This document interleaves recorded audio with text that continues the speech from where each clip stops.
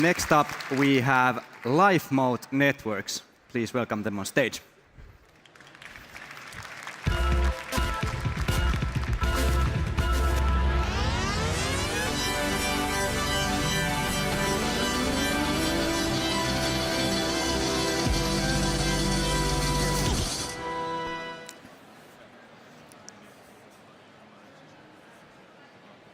Hi, everyone.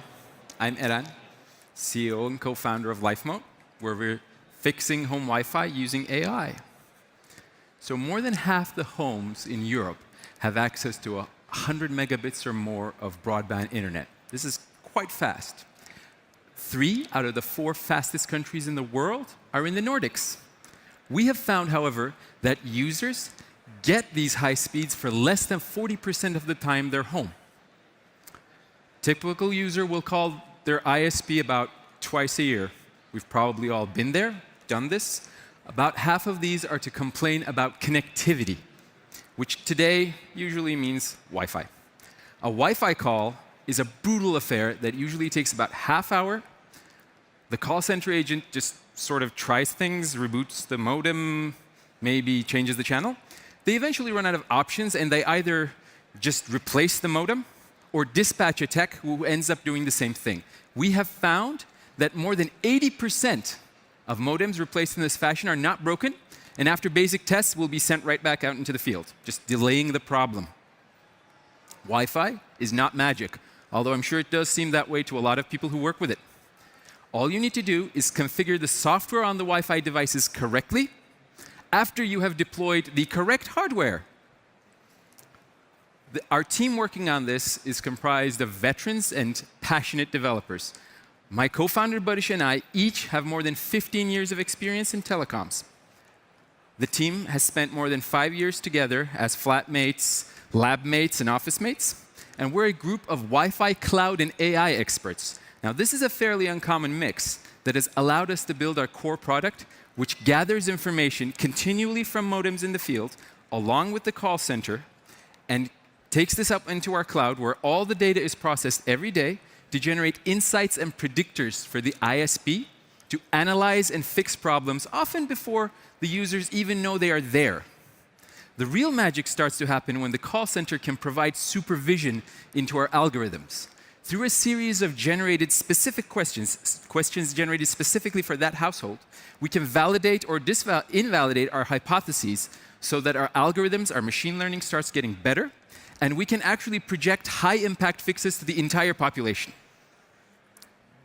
Looking at all the data allowed us to observe trends that were before hidden, such as the correlation between, for a city, the usage of neighbors' Wi-Fi and data loss. Insights like this allowed us to build an AI that can customize the software for every single home, such as our feature that will choose your channel and power based on the behavior of your neighbors that the system learns on a per household level. We're coming up on 100,000 households now, deployed in Norway and Turkey, with a pilot launching soon in Finland. We're raising cash now to address the entirety of the Nordics and the Benelux region.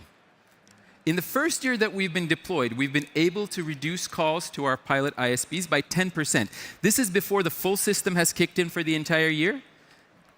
We believe that we can move this number up to 20% with our new technology after we've run it for a full year in our new customers.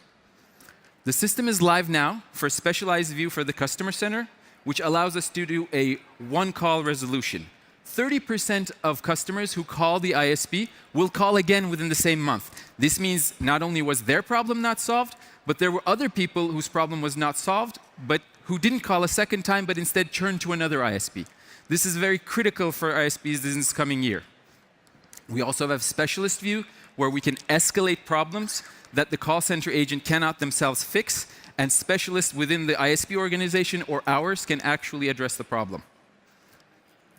We have a proactive maintenance capability that can do zero-call resolution. This way, we can actually try fixes without the user actually even being aware of the problem, so that we can create non-interrupted user satisfaction. This is a huge booster of Net Promoter Score for ISPs. And last but not least, we actually identify who the ISP can upsell services and hardware to. This is critical because if the ISP does upsell something, such as faster broadband, they should be sure that they can deliver it and not be bottlenecked by things such as Wi-Fi coverage or DSL upgrade capabilities. I'd like to thank you for your attention.